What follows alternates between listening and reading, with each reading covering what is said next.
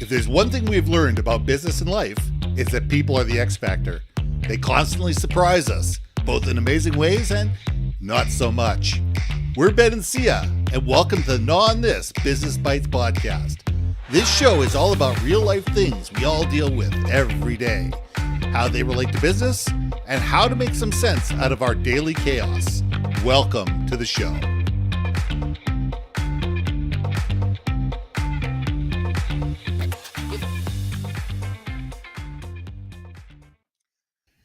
And welcome back to another episode of Gnaw on This Business Bytes. I'm Ben, and this is Syya. Here's a question. How do you make your clients feel? Are you creating an emotional bond between your clients and your product? Are you sitting there, and we did this if you gave them a Pepsi and a Coke, and you put it in front of you, and you were Coca-Cola, would they go grabbing for the Coca-Cola and throw the Pepsi out the window, or vice versa?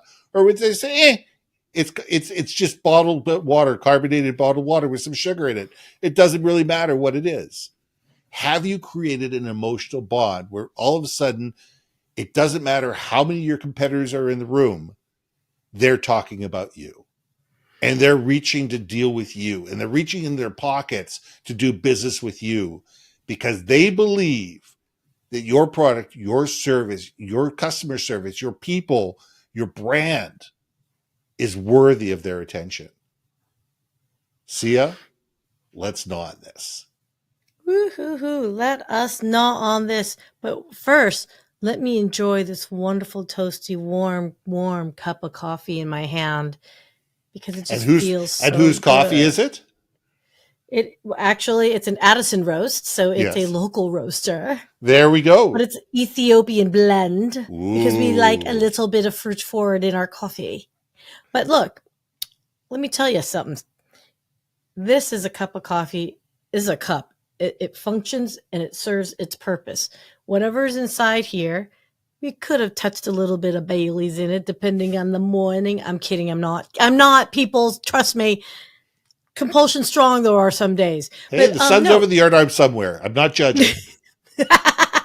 What are you talking about? No, look, this is just a cup, right? Mm-hmm. But for some, this could be like, this is my great grandmother's cup that she drank when she would wait for her husband to come home, who, funny enough, guys, was not my great grandfather. Want to hear that story? Well, let me tell you that story. You know what I mean? Like, and then you just kind of like, you go off into that experience of her holding it, waiting, and coming back from the war and all that good stuff. And the fact that you're touching the same thing, the same germages potentially, right, is right there. There's something to be said about this. A cup is a cup is a cup, but if you have a connection to it, Mm-hmm. there's a reason for it. And if I can make you care and give a damn about my great whatever cup, then it's a win. And if brands can do that, it's a win for the brand because now the brand's now associated with that warm feeling, not necessarily the cup. They're just associating that warm feeling with, your product. So let's go back to, I think, a episode or 10 or whatever, or maybe last week. I can't keep track anymore. Coca-Cola did a really fracking good job of during the 70s. It was a war-torn era, Vietnam War in America. We're trying to wind that down. And then Coke came out with, I'd like to teach the world to sing. That's right. And they had multicultural people singing. I'm sorry. That was over 50 years ago. And I remember it. I was not born when it came out. Yes, it was. Damn it. No, I wasn't. Less than 50 years. Damn it. Save me. It's all right. It's all right. Tell you what, I was over 5 years old. How about that? We'll make me older. Is that better? Yeah, it is. Yeah, whatever. Go. I'm done. And that was another great episode of Gnaw on This. But here it is. When we're dealing with emotion, and it's about stirring up memories. Emotion is creating memories. It says, I remember when I dealt with this company and we had great customer service. Here's a perfect example. And I tell this story on the stage all the time about Zappos. Now, everybody knows Zappos is the great shoe company.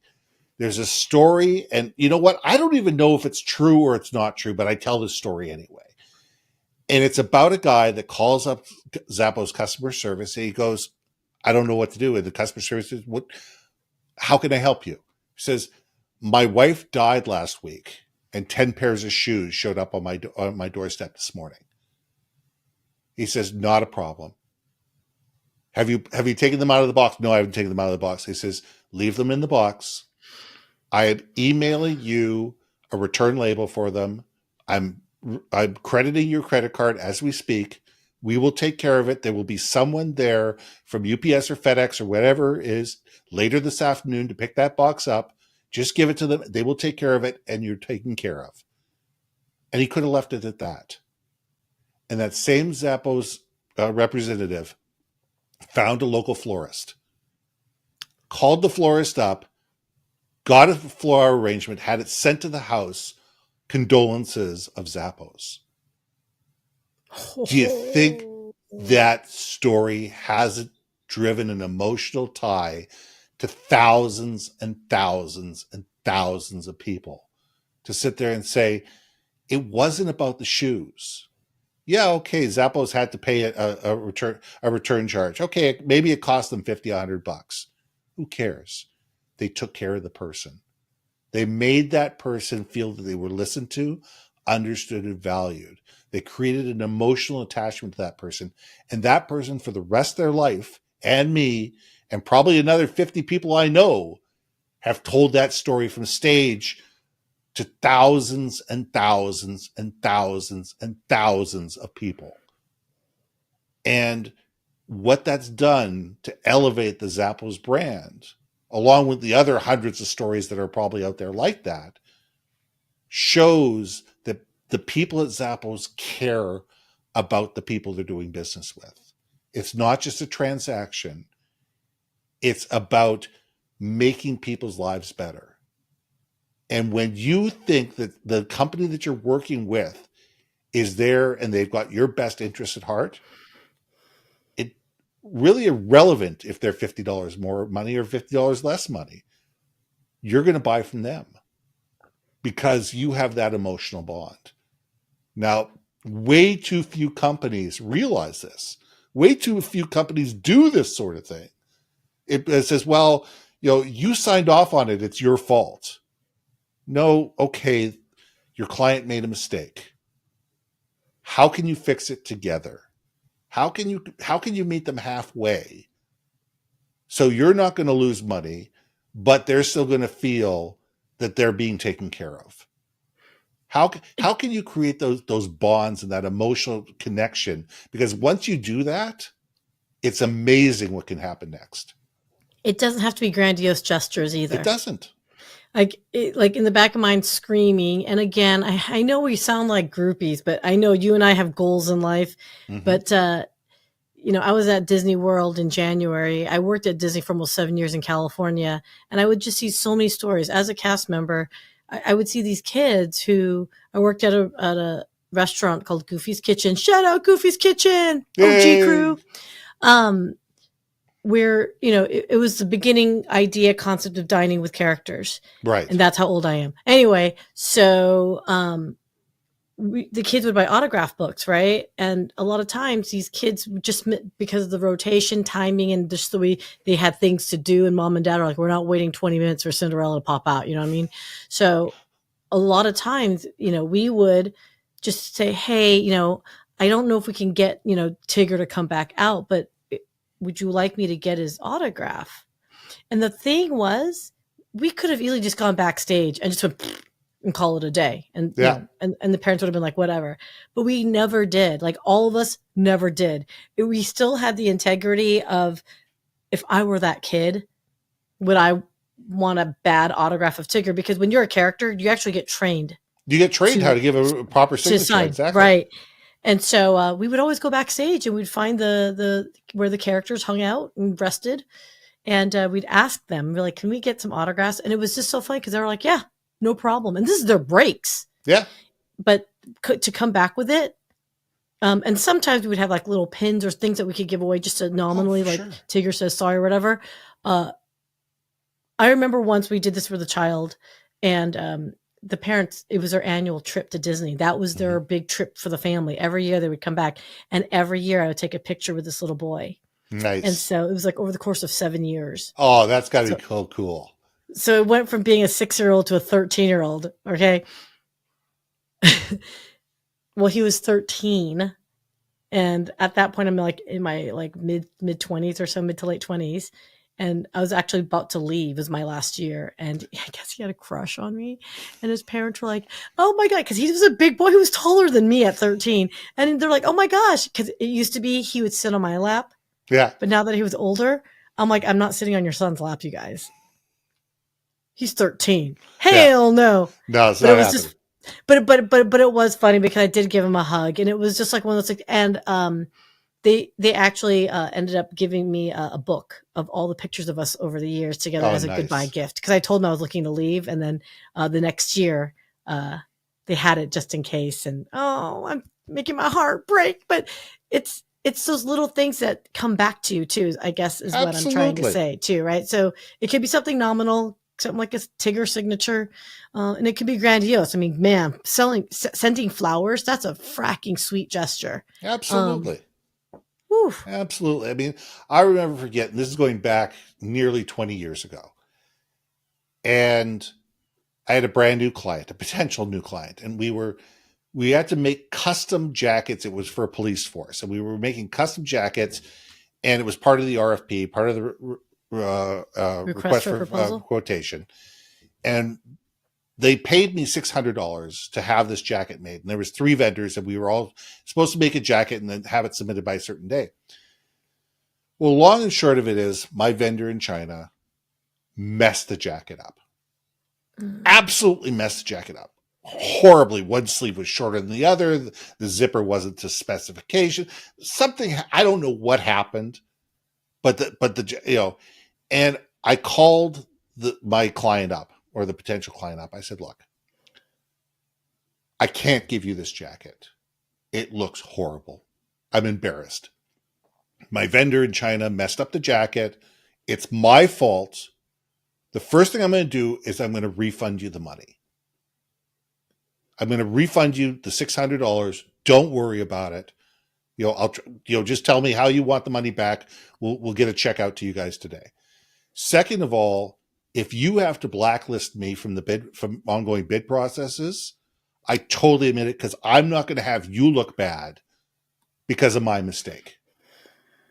I made $2.5 million off that guy over the next 3.5 years. Oh, wow.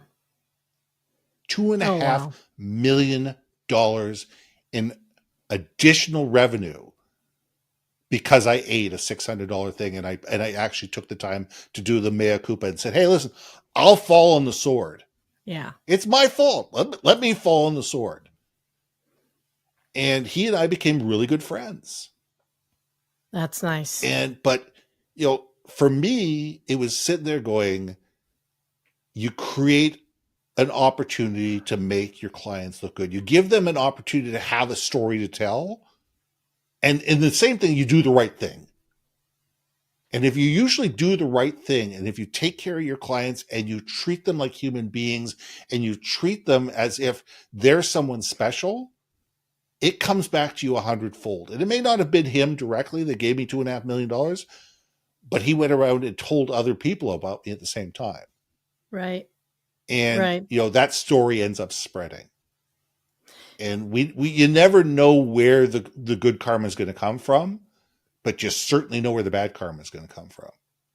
Well, you bring up something here, though, is that you held yourself accountable, and you accepted when you screwed up Aaron, right? Mm-hmm. But you just kind of brought it right back to our original premise, though, which is like how to get brands to feel, right, or to make you feel and value. And then the word value just kept popping up in my head, was basically, if a brand can provide some level of value that evokes an emotion within you, and you, again, value that, whatever it is, that's where the connection lies, right? Because it's always an exchange. Yeah. Obviously, a company or brand is going to want your business in some capacity, but as a recipient of that brand's, product or message, whatever it might be, is if we get something unfulfilled in some way emotionally, like again, bring it back to, let's say, for example, it could be something like, maybe it's drinking a Dr. Pepper instead of a Coke, but man alive, that, I don't know what is in Dr. Pepper, a little cherry in there it mix. I don't know, but it's so unique and it makes you feel good that you close your eyes, you can sip it on a hot Texas Sunday morning, because that's healthy to do. I don't know. But you feel good about it. Analogies, but that's it. I'm now connected and bonded to it. So yeah, I'd like for us to have more of a conversation on this in the future, because I feel like we're running out of time. Absolutely. But I do think we really need to hone in more on how, maybe the next time. Okay, fine. We talked that there's a need, but now let's talk about maybe how, and maybe we'll talk about some other companies that are doing it well. Maybe I would be in for that if you are. So let's come up with another one, and let's make that happen. So I'm Ben, and I'm Syya, and we'll see you soon. Hey! Thanks for listening to another episode of Gnaw on This Business Bytes. If you liked what you heard, we most humbly ask that you like, share, and hit that subscribe button. And if you want to communicate more effectively within your organization, contact Ben at yourbrandmarketing.com or me at brilliantbeammedia.com. We can help you build your community, brand awareness, and personality through digital content and podcasting.